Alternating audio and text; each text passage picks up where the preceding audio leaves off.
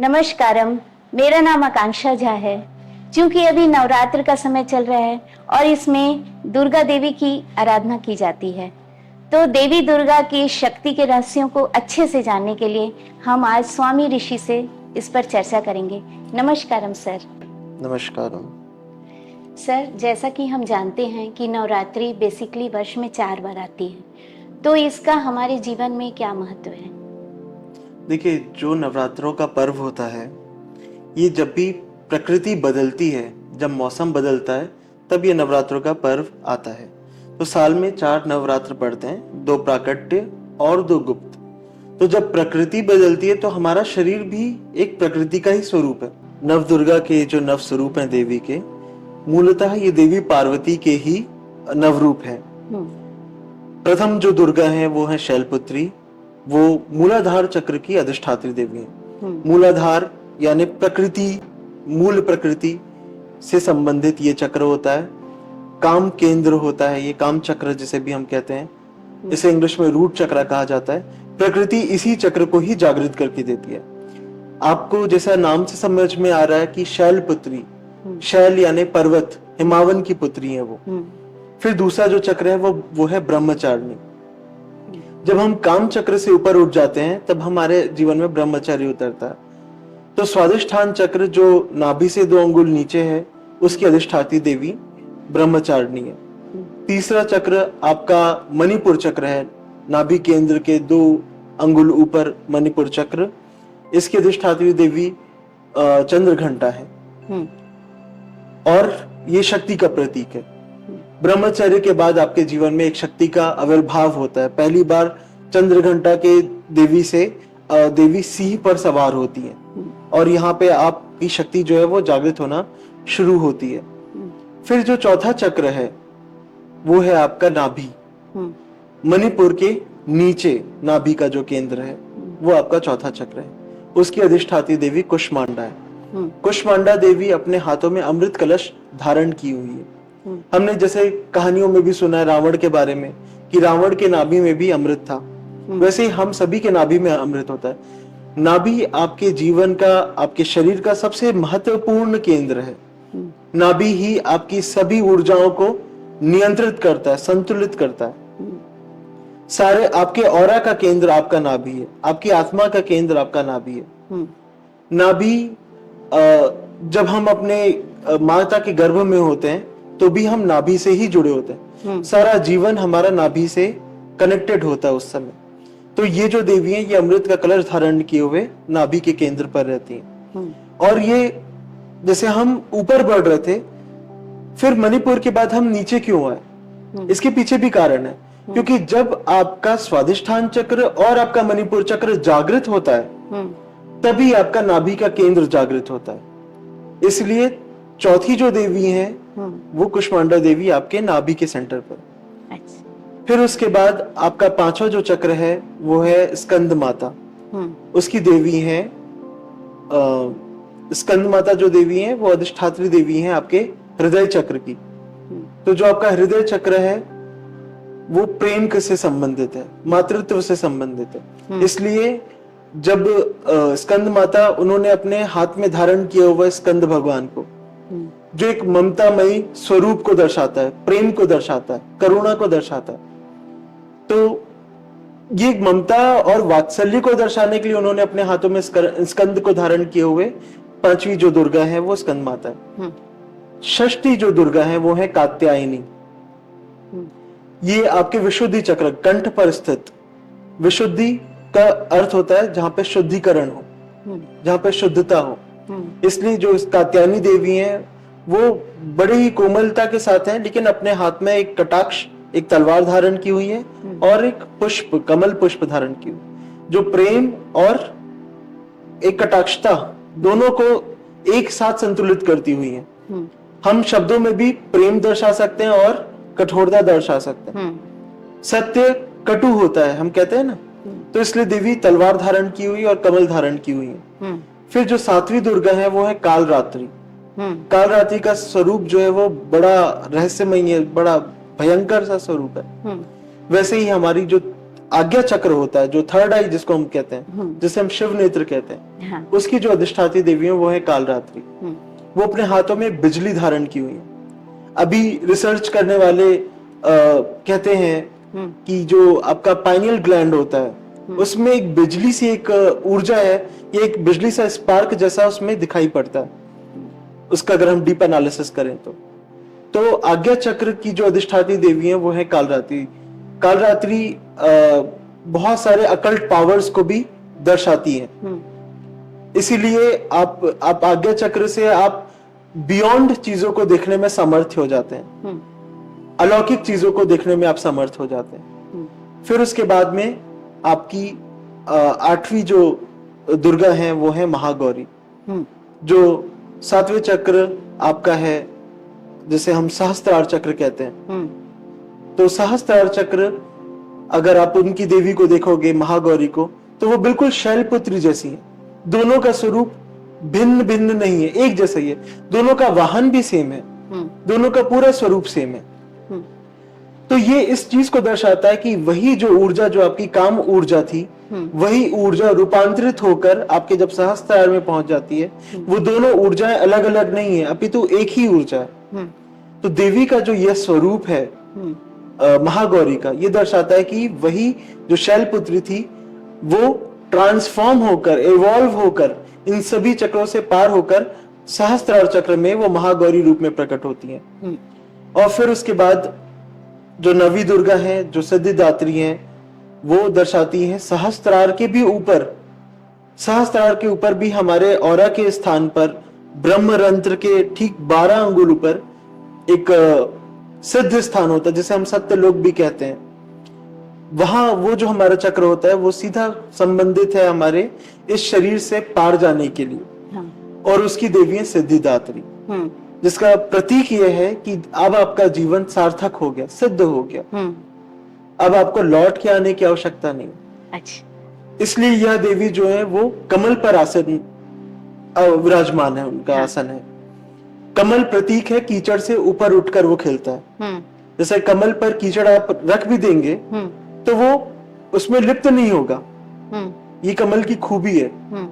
वो हमें, अगर आप कमल के ऊपर पानी डालोगे तो वो मोती की तरह छलकेगा, क्योंकि वो उसको पकड़ता नहीं है। हाँ। वैसे ही आप इस जीवन से, इस जीवन मरण के चक्र से आप हमेशा के लिए ऊपर उठ जाते हैं। हाँ। तो आपका जो जीवन है वो सिद्ध हो जाता है, सार्थक हो जाता है। तो उसकी देवी है सिद्धिदात्री। सर, हम देखते हैं कि दुर्गा जी नवरात्रि के दौरान ह्यूमन बॉडी में आ जाती हैं, तो क्या यह सत्य है और क्या यह पॉसिबल है?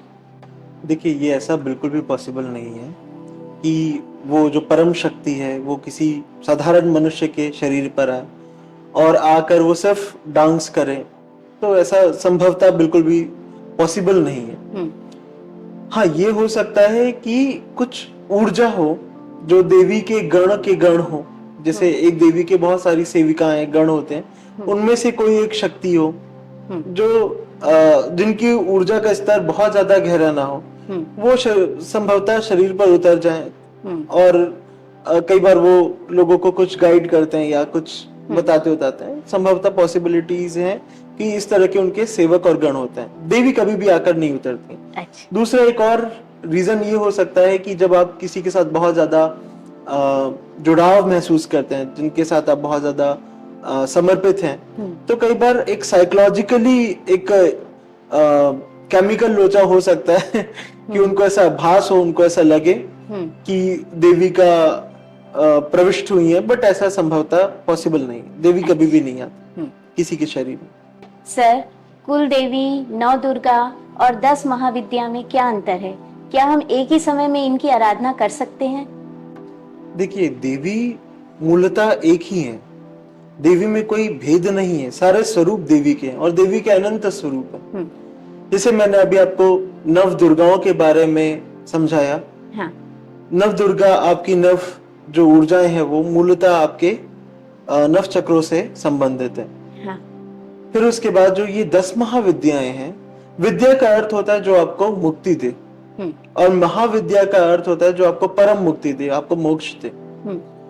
इन अलग अलग देवियों का अलग अलग स्वरूप और पूजा की पद्धतियां अलग अलग हो सकती हैं, साधना की विधियां अलग अलग हो सकती हैं, लेकिन मूलतः सब एक ही है। तो अगर आप किसी एक स्वरूप को भी साध रहे हैं तो उसे सब सद जाता है।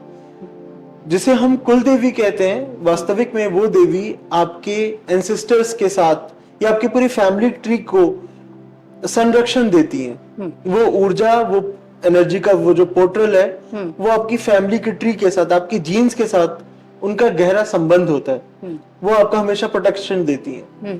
तो इसीलिए कुल देवी भी देवी का ही एक स्वरूप है। अन्य भिन्न भिन्न स्वरूप हो सकते हैं, लेकिन सब अल्टीमेटली एक ही है। दुर्गा सप्तशती का क्या महत्व है, हमें इसके बारे में कुछ बताइए। देवी के अनंत रूप हैं और अनेकों बार उन्होंने अवतार लेकर रूप धारण करके अनेकों बार अनंत शत्रुओं को उन्होंने मारा। मुख्य तौर से सिर्फ 3 बार उन्होंने निराकार से साकार रूप पर जब वो प्रकट हुई और फिर उन्होंने शत्रु का जो संहार किया, वो है दुर्गा सप्तशती। उस पर कथा होती है। केवल देवी का ही ऐसा विवरण मिलता है कि निराकार स्वरूप में भी वही है, साकार स्वरूप में भी वही। जैसे हम काली, पार्वती, दुर्गा, इन रूपों को तो जानते ही हैं, हाँ। लेकिन हम उन पराशक्ति के निराकार स्वरूप की भी जो वर्णन मिलता है हमको, वो इन दुर्गा सप्तशती में ही मिलता है।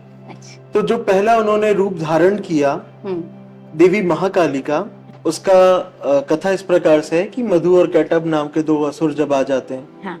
तो सभी जो देव हैं, ब्रह्मा जी, वो स्तुति करते हैं देवी की, हाँ।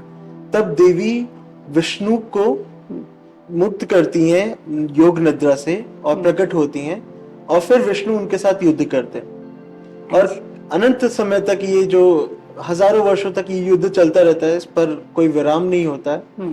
तब ब्रह्मा जी के पुनः स्तुति करने पर वो मधु और कैटब की बुद्धि को हर लेती हैं, उनका बुद्धि भ्रमित कर देती हैं, और फिर उसके बाद वो विष्णु जी उनको मार पाते हैं। फिर दूसरा कथा है देवी का कि जब महिषासुर का अत्याचार बढ़ता है, तब देवी सभी के तेज से उत्पन्न होती हैं। सभी देवताओं के तेज निकलता है, एक शक्ति पुंज बनता है, और वो एक स्त्री का रूप धारण करता है, और फिर वो जो देवी हैं वो महिषासुर को मारती हैं। स्मरण रखिएगा कि यहाँ पर सभी देव अपने तेज को नहीं दे रहे हैं, ये स्वतः सभी के तेज से उत्पन्न होती हैं। और तीसरी कथा जो मिलती है कि सभी देव शुंभ और निशुंभ से परेशान होकर देवी की स्तुति करते हैं, आराधना करते हैं ताकि वो उनकी रक्षा करें। तो वहां से देवी पार्वती गुजर रही होती हैं, और देवी पार्वती आकर पूछती हैं कि आप किसकी स्तुति कर रहे हो। तब देवी पार्वती के शरीर से तेज उत्पन्न होता है, और फिर वो देवी शुंभ और निशुंभ का अंत करती हैं। तो स्मरण रखिएगा, जैसा हम यूजुअली समझते हैं कि देवी पार्वती का ही सारा रूप है, हाँ। बट यहाँ पे इस कथा से हमको समझ में आता है कि देवी पार्वती के भी परे है, आदिशक्ति का ही एक स्वरूप है देवी पार्वती। क्योंकि यहाँ पे देवी पार्वती भी प्रश्न कर रही होती हैं देवताओं से कि ये आप किसके लिए कर रहे हैं, किसकी आराधना कर रहे हैं। तो वो जो शक्ति उत्पन्न होती है वो कहती है कि ये मेरी आराधना कर रहे हैं, और फिर वो शुंभ और निशुंभ को मारती है। तो मूल जो प्रकृति है, जो आदिशक्ति है, वो निराकार है, और समय आने पर वो आकार भी लेती है, और वो सभी आकारों में, सभी में व्याप्त है। देवी शक्ति का जो कंसेप्ट है वो बहुत व्यापक है। जो आदिशक्ति का जो हम जिनके बारे में हम कभी जान भी नहीं सकते, आदि शंकराचार्य कहते हैं कि देवता भी उनके बारे में नहीं जानते, इतना विस्तार है। अगर हम उनको थोड़ा सा और गहरे समझें तो जितने भी अवतार हैं विष्णु के, चाहे वो नरसिंह अवतार है, तो नरसिंह अवतार के अंदर में भी देवी की ही नरसिंह ही शक्ति थी।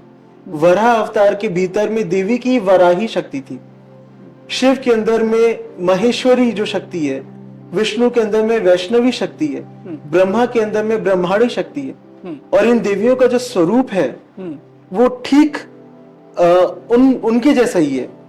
जैसा शिव जी का स्वरूप है, जैसा महेश का स्वरूप है, वैसा ही स्वरूप महेश्वरी का। जैसा विष्णु का स्वरूप है, वैसा ही स्वरूप वैष्णवी का है, वो भी वैसे ही गरुड़ पर अरुण है। जैसे ब्रह्मा का स्वरूप है वैसे ही ब्राह्मी का स्वरूप है। जैसा कुमार कार्तिकेय का स्वरूप है वैसे ही देवी कौमारी का स्वरूप है। जैसे विनायक गणेश जी का जैसा स्वरूप है वैसा ही स्वरूप देवी विनायकी का। आपको किसी भी देवता का किसी भी का इतना वास्ट एस्पेक्ट नहीं मिलेगा, इतना व्यापक स्वरूप नहीं मिलेगा जैसा भगवती का मिलेगा, जैसा देवी का विवरण मिलेगा। तो वो सर्वव्यापी का जो कंसेप्ट है देवी पर पूरा पूर्ण रूप से लागू होता है। हम इसलिए देवी की स्तुति भी जब करते हैं तो हम कहते हैं या देवी सर्वभूतेषु, यानी जो देवी सभी जीवों के अंदर निद्रा रूप में स्थित हैं, शुद्धा रूप में स्थित हैं, शक्ति रूप में स्थित हैं, हम उनको नमस्कार करते हैं, हम उनको बारंबार नमस्कार करते हैं। तो देवी की स्तुति भी इस प्रकार से होती है कि जो सर्वव्यापक है, जो सभी में समाहित है। हम कभी भी नहीं कहते कि जो बाकी अन्य देवता हैं, जैसे हम वरुण देव को, अग्नि देव को, शिव को, विष्णु को हम सामान्यतः एक स्वरूप में नहीं कभी भी काउंट करते, लेकिन हम देवी को, भगवती को हम एक रूप में ही काउंट करते हैं। हम काली, लक्ष्मी, सरस्वती और इन अनेक जो रूप है, नारसिंगी, वाराही या नवदुर्गा, ये सब अल्टीमेटली एक ही शक्ति है।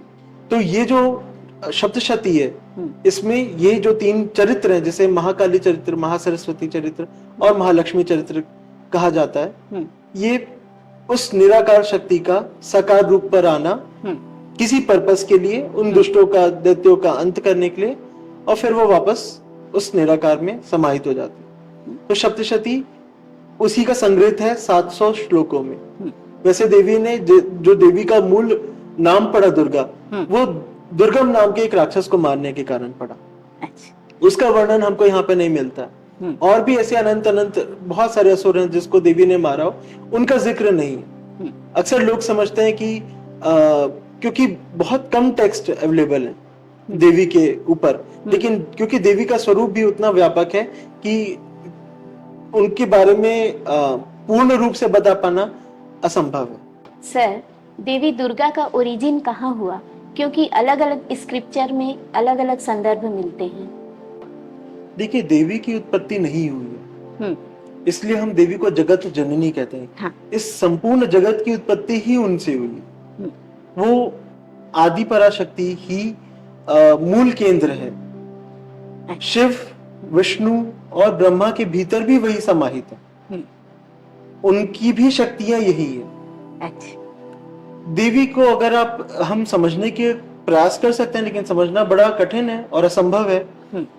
जैसे अगर हम देवी पार्वती को कहें कि वो मूल प्रकृति है, तो देवी पार्वती के पूर्व में भी हमको ऐसी बहुत सारी कथाएं मिलती हैं जिससे समझ में आता है कि देवी जो है वो सब चीजों के बियॉन्ड है। जैसे हम जानते हैं कि जो काली है स्वरूप देवी का, वो देवी पार्वती का स्वरूप है।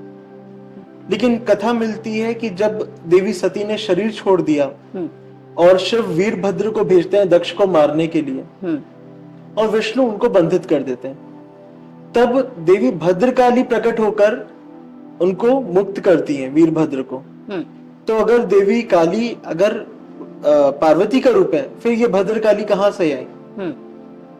तो देवी का जो कंसेप्ट है वो ओमनी प्रेजेंट है, वो व्यापक है, सर्वव्यापी है। उनके अवतार हुए हैं, उनके अनेकों रूप हुए हैं, लेकिन उनका कोई ओरिजिन नहीं है। वास्तविक में ब्रह्मा, विष्णु और शिव, ये जो तीन गुण है, तीनों जो रजोगुण है, तमोगुण है और सत्वगुण है, इन तीनों के जो देव हैं, ब्रह्मा, विष्णु, महेश, ये अलग अलग गुणों के अधिष्ठात्र देवता हैं।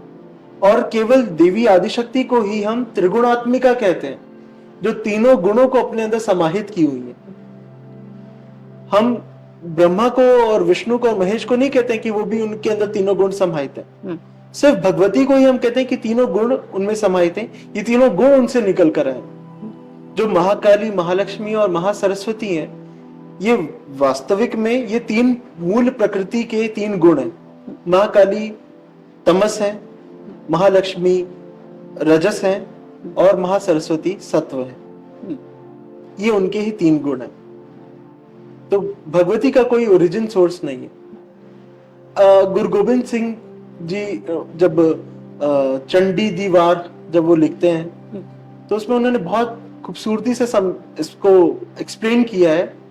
वो उनकी स्तुति करते हुए कहते हैं कि वही भगवती ने राम के अंदर रावण को मारा, वही भगवती ने कृष्ण के अंदर कृष्ण रूप में कंस का केश पकड़कर उसको गिराया, उसको मारा।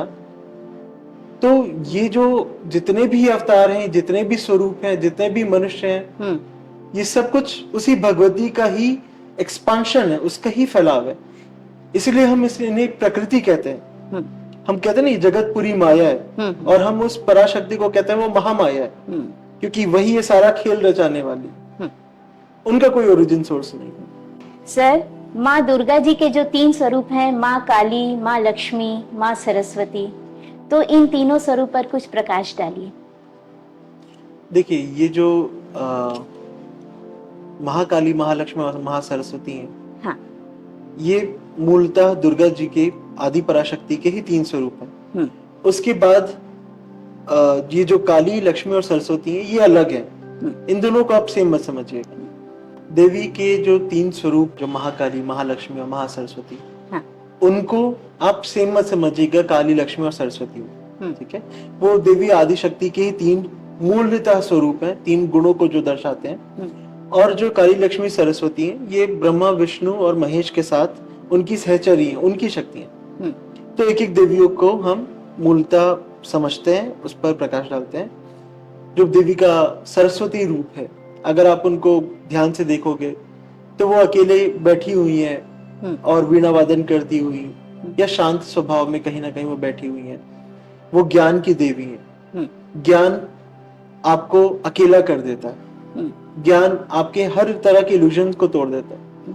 हमारे साथ कोई है, ये भी एक तरह का इल्यूजन है, इसलिए वो अकेली शांत एकांत में बैठी हुई होती है। उन्हें हम ब्रह्मचारिणी देवी कहते हैं। 12 नामों में उनका एक नाम ब्रह्मचारिणी। तो जो ब्रह्मचारिणी है, यानी वो काम से ऊपर है। ज्ञान आपको ये जीवन के जो क्रियाकलाप है, इन सबसे वो बहुत ऊपर उठा लेता है। तो उस ज्ञान की जो देवी है, वो बड़े शांत होकर स्थान पर वीणा वादन करती हुई ज्ञान की, कला की वो देवी है। इनका जो रंग है वो पूरा सफेद है। सफेद शुद्धता का रंग है। तो जो ज्ञान है वो आपको शुद्ध कर देता है, पवित्र कर देता है, शांत कर देता है। शांति का रंग है सफेद रंग। फिर जो लक्ष्मी देवी है, लक्ष्मी को हम हमेशा पैसा के तौर पर देखते हैं, ये सत्य नहीं है। लक्ष्मी जो है, उनके भी 8 स्वरूप है अष्टलक्ष्मी के रूप में, और वो दर्शाती है कि वास्तविक में लक्ष्मी क्या होती है। ऐश्वर्य लक्ष्मी जिसे हम कहते हैं, यानी जो लग्जरी है उसकी देवी है। सक्सेस उसकी देवी है लक्ष्मी। धन की भी है, धान्य की भी है। और संतान लक्ष्मी, संतान लक्ष्मी का मतलब होता है फर्टिलिटी। ठीक है, तो जब व्यक्ति गृहस्थ जीवन में जब होता है, तो गृहस्थ जीवन में जिन जिन चीजों की उसको आवश्यकता होती है, उन सब की देवी लक्ष्मी।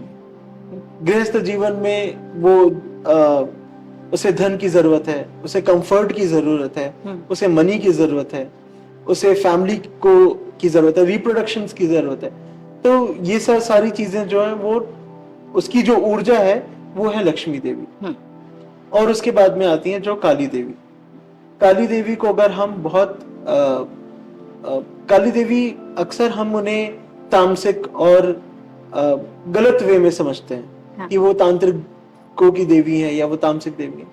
लेकिन जीवन का सबसे बड़ा रहस्य आपका काली देवी में छुपा हुआ है। जैसे किसी भी लाइट का जो सोर्स होता है, और किसी भी लाइट के पीछे कोई ना कोई फ्यूल खपत होगा, तब प्रकाश मिलेगा। ठीक है, चाहे अगर हम बिजली से ले रहे हैं, बल्ब के थ्रू, लाइट के थ्रू, या सन को भी अगर हम लाइट का सोर्स माने, तो सन भी एक समय में एक अपनी लाइफ टाइम कंप्लीट करके वो भी खत्म हो जाएगा, क्योंकि उसका भी एक सोर्स है, उसमें भी एक ईंधन है, फ्यूल है। जब तक वो है तब तक है, उसके बाद वो समाप्त हो जाएगा। और पूरे अंतरिक्ष में सब जगह जो व्यापक है वो है अंधकार, डार्कनेस। ईंधन के लिए किसी सोर्स की जरूरत है, लेकिन डार्कनेस के लिए, अंधकार के लिए किसी सोर्स की आवश्यकता नहीं है।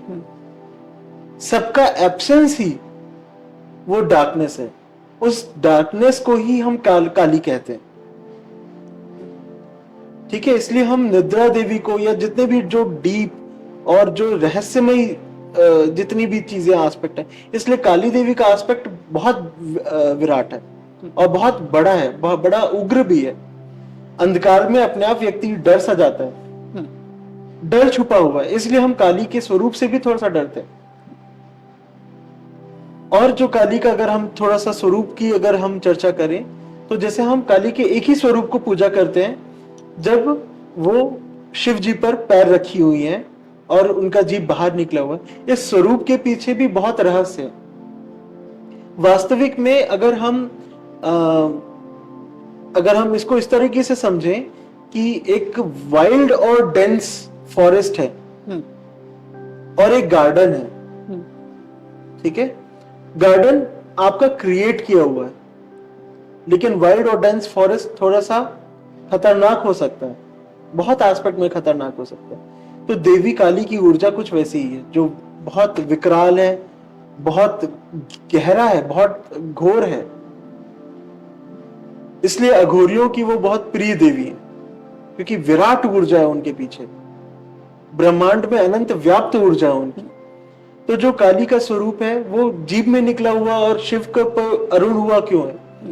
क्योंकि वहां पर उस पॉइंट में, जैसे कथा कहती है कि वो संहार कर रही थी और वो सब कुछ भूल गई थी, लॉस्ट हो गई थी, उनकी जो ऊर्जा थी वो कंट्रोल में ही नहीं थी, अनकंट्रोलेबल थी और सब तरफ विध्वंस फैलता जा रहा था। उनको रोकने के लिए शिव जी शव बनकर आते हैं और फिर जब काली उन पर पैर रखती हैं तब उनको रियलाइज होता है और रियलाइजेशन के कारण वो सौम्य स्वरूप में आ जाती हैं।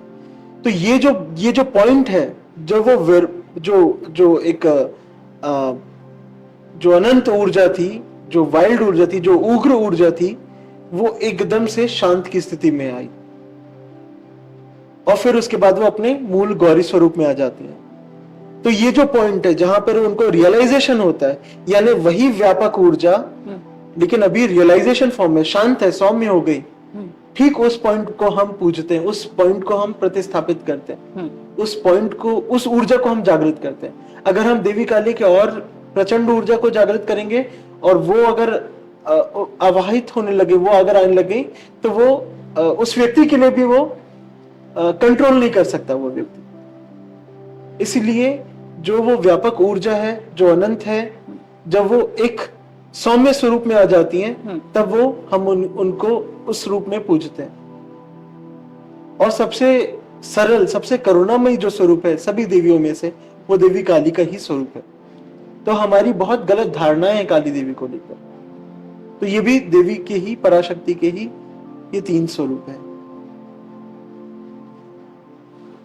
अक्सर हम देवी की उपासना से डरते हैं कि इनकी आराधना का विधि विधान बहुत कठिन है और अगर नाराज हो गई तो मनाना भी बहुत कठिन है। तो क्या ये सत्य है? हम अलग अलग जितने भी भगवान हैं, जैसे हम भगवान शिव को भगवान शिव कहते हैं, भगवान विष्णु कहते हैं, भगवान ब्रह्मा कहते हैं, परंतु देवी को हम माता कहते हैं। जब हम कहते हैं माता, तो एक आत्मता जुड़ती है उनसे, एक अपनापन, लगाव जुड़ता, क्योंकि वो जननी है। तो कहीं से भी उनकी साधना करना, उनकी पूजा पाठ करना हानिकारक नहीं है। हाँ, लेकिन अगर हम उनको देवी मानेंगे और हम उनकी शक्ति के रूप में उनको पूजा करेंगे, तो ब्रह्मा विष्णु महेश भी उनका पार नहीं पा सकते। तो वो अनंत ऊर्जा जो है, उसको आप शक्ति के रूप में पाने की कोशिश कर रहे हो, आप तंत्र साधना करके कर रहे हो, तो फिर उसके परिणाम आपको भुगतने पड़ सकते हैं। लेकिन अगर आप संतान बनकर जाएंगे, अगर आप देवी के सेवक बनकर जाएंगे, संतान के भाव से होकर झुक कर जाएंगे, तो कोई खतरा नहीं है, कोई परेशानी नहीं है। जैसे मैंने देवी काली के स्वरूप को आपको समझाया, इसको ऐसा समझिएगा कि जब जैसे प्रकाश जल रहा है, ठीक है, तो प्रकाश में यहाँ पे सारी वस्तुएं अलग अलग आपको दिखाई पड़ती हैं, लेकिन जैसे ही प्रकाश गया, अंधकार आया, ये अलग अलग वस्तुएं नहीं रह जाती, सब एक हो जाता है। और फिर आपका प्रवेश करना और आगे आपको चोट लगना, स्वाभाविक है। देवी काली की ऊर्जा भी वैसी ही है। अक्सर लोग तंत्र साधना में देवी काली की साधना करते हैं, उपासना करते हैं। तो इसीलिए मैं कहता हूं कि देवी को देवी की तरह ना पूजते हुए माता की तरह पूजें। शक्ति प्राप्ति के मार्ग पे मत चलिए, क्योंकि इस मार्ग में जब आप प्रयास करते हैं तो ये दुस्साहस है और फिर इसके परिणाम भी फिर आपको मिलते हैं। तो देवी की अगर आप सामान्य रूप से उपासना कर रहे हैं तो उसमें कोई खतरा नहीं है, कोई परेशानी नहीं है। कोई हमारी बहुत सारी उल्टी सीधी धारणाएं हैं, बहुत सारा डर है। हम डरते हैं कि हमको ये नहीं करना चाहिए, वो नहीं करना चाहिए, परंतु जो माता है वो सब कुछ स्वीकार करती है। देवी इतनी सरल है कि उनका एक स्वरूप है मातंगी रूप में, उन्हें देवी को झूठा ही भोग लगाया जाता है। ये क्या दर्शाता है? क्योंकि किसी भक्त ने जब उनको भोग लगाया तो उन्होंने झूठा ही खाया, इसलिए उनको जो भोग लगता है वो झूठा करके ही भोग लगाया जाता है। तो इतनी सरलता, इतनी सौम्यता केवल मां ही में ही हो सकती है। तो देवी के जितने भी रूप हैं सभी मूल रूप से उन्हीं प्रकृति का, उन्हीं आदिशक्ति का स्वरूप है। तो जैसा ये प्रकृति है, जैसा ये नेचर है, ये पेड़ पौधे हैं, जैसा इनका स्वभाव है, ठीक वैसा ही स्वभाव भगवती का है, उसमें कोई भेद नहीं है। तो देवी के लेकर फालतू के परसेप्शन बनाना उचित नहीं है। सरल रूप से हृदय खोलकर अगर आप देवी के पास जाएंगे तो कोई परेशानी नहीं होगी। हाँ, लेकिन सावधानी कुछ स्तरों पर किया जाता है। ठीक वैसे ही सावधानी है जैसे बिजली है, जैसे अग्नि है। आप इसमें अपना खाना भी पका सकते हैं और आप खुद को भी पका सकते हैं, खुद को भी अहित कर सकते हैं, आप खुद को जला सकते हैं। तो वैसे ही ऊर्जा है, तो ऊर्जाओं के साथ दुस्साहस खेल नहीं करना चाहिए। इसलिए तंत्र, शक्ति, मंत्र ये सब में ज्यादा ना पड़ते हुए सरल हृदय से देवी की उपासना करें। स्वामी जी, यदि आदि शक्ति ही सभी का स्रोत है तो फिर हमें इतने अधिक भगवानों का विकल्प क्यों मिला है? देखिए, ये जो हमारी समझ है कि परमात्मा के इतने अलग अलग रूप हैं, इसका ये अर्थ नहीं है कि ये अलग अलग व्यक्ति हैं। अंततः ये सब कुछ एक है। शिव में, शक्ति में, विष्णु में, लक्ष्मी में भी कोई भेद नहीं है। शिव में और विष्णु में भी कोई भेद नहीं है। लक्ष्मी, सरस्वती और काली, हम इनको हमेशा एक गिनते ही हैं, परंतु देवों में भी अलग अलग भेद नहीं है, एक ही है। जैसे हनुमान चालीसा में एक दोहा आता है ना, तुमरे भजन राम को पावे, यानी आप भज रहे हो हनुमान को लेकिन वो राम को जा रहा है। ठीक वैसे ही अगर आप शिव को पूजते हैं तो भी वो भगवती की आराधना है, अगर आप कृष्ण को पूजते हैं तो भी वो भगवती की आराधना है। इससे कोई भेद नहीं पड़ता, फर्क नहीं पड़ता आप किस फॉर्म को, किस रूप को पूज रहे हैं। आप पूज रहे हैं, आप झुकते हैं तो आप उस अस्तित्व के साथ संबंध अपना जोड़ते हैं, उस परम शक्ति के साथ, उस सत्य के साथ आप समीप पहुंचते हैं। तो आप किसे पूजते हैं इससे कोई फर्क नहीं पड़ता। हाँ, आप किस तरीके से झुक रहे हैं इससे जरूर फर्क पड़ता है। तो ये भाव करना कि मैं जिसे पूछता हूं वो महान है और वो श्रेष्ठ है, ये मूर्खता है। ये सिर्फ मूर्खता है, इस पे नहीं पड़ना चाहिए।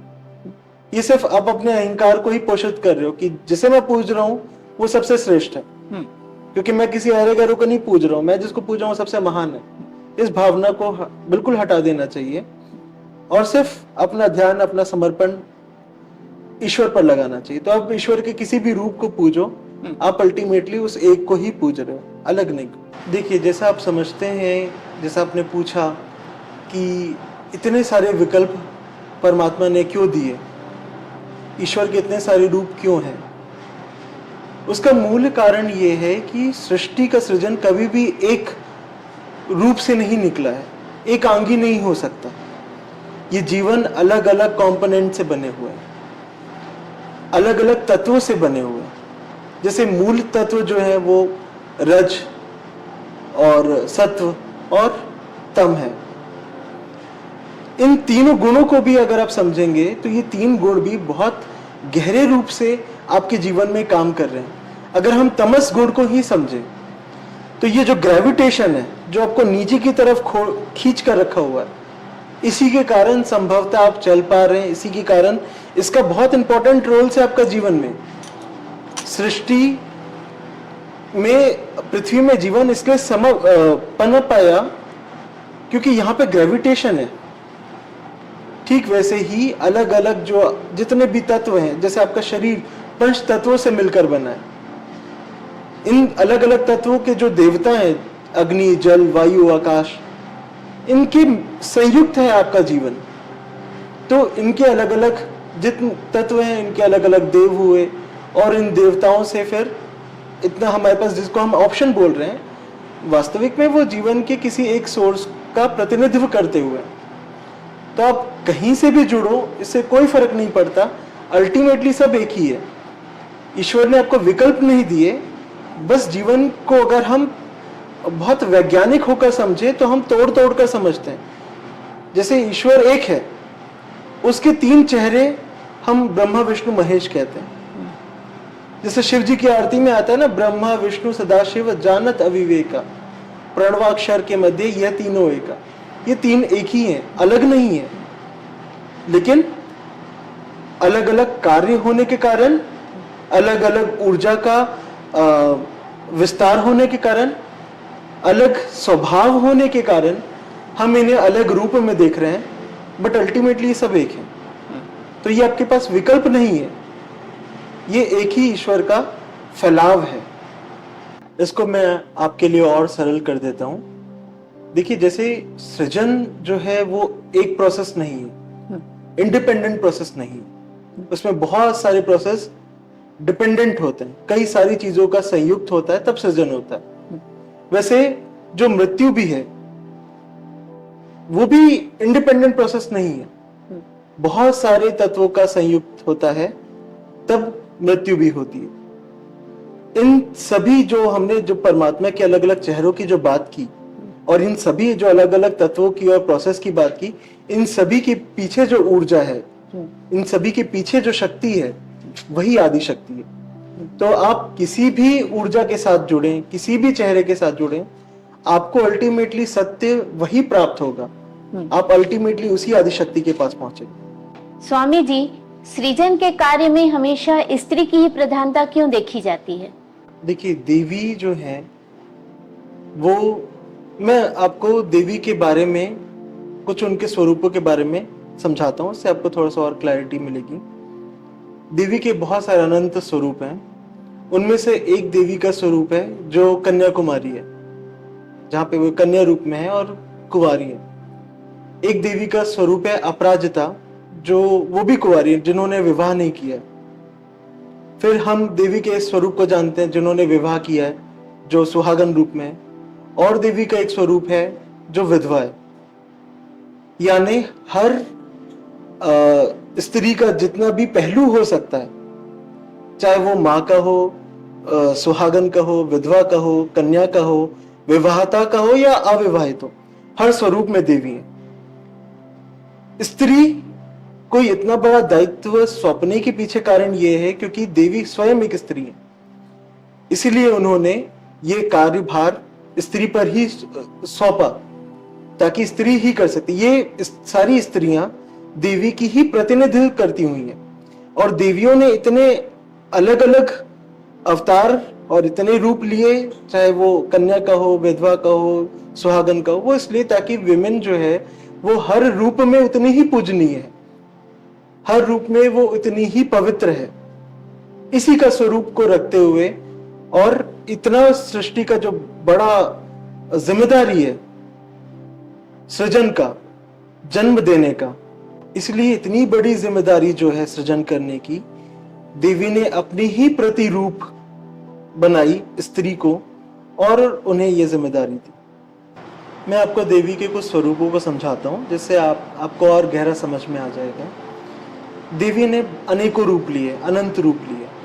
उनका एक स्वरूप है जिसमें वो बाल कन्या रूप में है, एक स्वरूप है जिसमें वो कन्याकुमारी है, एक स्वरूप है जिसमें वो अपराजिता स्वरूप में, जिसमें वो अविवाहित हैं। एक स्वरूप है देवी का जब वो सुहागन है, एक स्वरूप है जब वो माँ है, जन्म देती हैं, एक स्वरूप है जहाँ पर वो विधवा भी हैं, तो इतने रूप दर्शाने के पीछे कारण ये था कि स्त्रियां हर रूप में पवित्र हैं, ठीक है। और ये सृष्टि का इतना बड़ा जिम्मेदारी वाला जो कार्य है, इसको सौंपने के पीछे भी कारण ये था कि देवी स्वयं की ही एक प्रतिरूप को, स्त्री को उन्होंने बनाया और जिम्मेदारियां सारी स्त्री जाति को ही समर्पित की। स्पिरिचुअलिटी में भी जितने भी हायर वर्च्यूज होते हैं वो सारे फेमिनाइन क्वालिटीज हैं, चाहे वो कंपैशन हो, चाहे वो फॉरगिवनेस हो, ये सब फेमिनाइन क्वालिटीज के ही पार्ट है। तो इसलिए ये जिम्मेदारी स्त्रियों को ही सौंपी गई। सर, एक अंतिम सवाल है, नवरात्रि में गृहस्थ साधक देवी की अनुग्रह प्राप्ति के लिए क्या करें? जैसा कि हमने पहले चर्चा किया था नवरात्रों के बारे में, ये प्रकृति में एक चेंज का ड्यूरेशन होता है, जब प्रकृति बदल रही होती है, करवट ले रही होती है, उस ड्यूरेशन का ये 9 डेज नवरात्रों का होता है। ये आपकी शक्ति को ट्रांसफॉर्म करने के लिए बड़े संयोग वाले दिन होते हैं, और ये जो 9 दिन है ये आपके वही 9 चक्र को जागृत करने के लिए बहुत सुलभ होते हैं। तो इस ड्यूरेशन में आप सात्विक रहें। सात्विक होने से आपकी जो मूलाधार की ऊर्जा है वो ऊर्ध्वगामी हो जाएगी। तो सात्विक सिर्फ भोजन में नहीं, आचरण में, सात्विक विचारों में, थोड़ा ब्रह्मचर्य को साधें, सत्य कहें और सात्विक आहार और विचार करें, सात्विक व्यवहार करें, ऊर्जाओं का थोड़ा सा रक्षण करें, ऊर्जाओं को सेव करें, कम बोलें, थोड़ा मौन व्रत रखें, बहुत लाइट भोजन करें जिससे आपकी ऊर्जा को बहुत ज्यादा खाना पचाने में ना लगे। तो इस तरह की कुछ चीजों को करके आप अपनी साधना को, अपनी ऊर्जाओं को ऊर्ध्वगमन की दिशा दे सकते हैं। ध्यान साधना बढ़ाकर या फिर कोई भी मंत्र साधना या नाम स्मरण को बढ़ाकर आप अपनी ऊर्जाओं को एक डायरेक्शन दे सकते हैं। दूसरा कि हम जैसा ज्योत जलाते हैं तो आप घर में ऐसा ज्योत जला सकते हैं, वो भी एक बहुत ही ब्यूटीफुल सिंबॉलिकल मैसेज मिलता है उस ज्योत की प्रक्रिया के थ्रू। जैसे हम नीचे हम रखते हैं पृथ्वी तत्व, मिट्टी रखते हैं, उसमें कुछ हम अनाज डालते हैं, अनाज बोते हैं, ज्वारा बोते हैं, फिर उसके ऊपर एक कलश रखते हैं जिसमें जल भरा होता है, फिर उसके ऊपर एक दिया जलाते हैं, ठीक है। आप देखोगे तो सबसे जो नीचे मिट्टी है जिसमें जवारे बोए होते हैं, ठीक है, ये प्रतीक है आपका मूलाधार चक्र का, रूट चक्र का, प्रकृति का। फिर उसके ऊपर है स्वादिष्ठान चक्र, वो कलश में जो जल भरा हुआ है वो स्वादिष्ठान चक्र का प्रतीक है। फिर उसके ऊपर में है अग्नि जो आपका मणिपुर चक्र का प्रतीक है, ठीक है। और यही 3 चक्र तमस चक्र होते हैं जो आपको नीचे खींचते हैं। इन्हीं 3 चक्रों से ऊपर उठना आपका कर्तव्य, मनुष्य रूप में आप जन्मे हैं, आपका कर्तव्य है कि आप इनसे ऊपर उठें। तो ये जो 3 चक्रों का जो एक सिंबल बनता है, हम प्रेयर करते हैं, हम उपासना करते हैं, भक्ति करते हैं, जिससे हमारा हृदय चक्र जागृत हो। तो वो कलश को हमने स्थापित किया और भक्ति कर रहे हैं जिससे हमारी जो ऊर्जा है अग्नि की तरह ऊर्ध्वगमन करे और ऊपर के चक्रों पर जाए। जब एक बार आपका ये तमस चक्रों से रजस चक्रों पर आ जाता है आपकी ऊर्जा हृदय चक्र में और विशुद्धि चक्र में, फिर वहां से यात्रा थोड़ा सा सुगम हो जाती है, क्योंकि अब ग्रेविटेशन नहीं है, अब लेविटेशन है। तो लेविटेशन में अब आपकी ऊर्जा अब नीचे नहीं खिंचाएगी, अब आपकी ऊर्जा हृदय चक्र में आने के बाद ऊपर की तरफ ही यात्रा करती है। तो ये जो नवरात्रि का ड्यूरेशन होता है ये बहुत ही ब्यूटीफुल और सुंदर समय होता है शक्ति का, शक्ति को जगाने का, उसे ऊर्ध्वगमन देने का, ऊपर के चक्र तक उस ऊर्जा को पहुंचाने का। तो हर व्यक्ति से कर सकता है। अभी हमने शक्ति के बारे में बहुत सारी जानकारियां प्राप्त की और इसी प्रकार की जानकारियों को जानने के लिए आप जुड़े रहिए ऋषिकुल फाउंडेशन में। नमस्कार।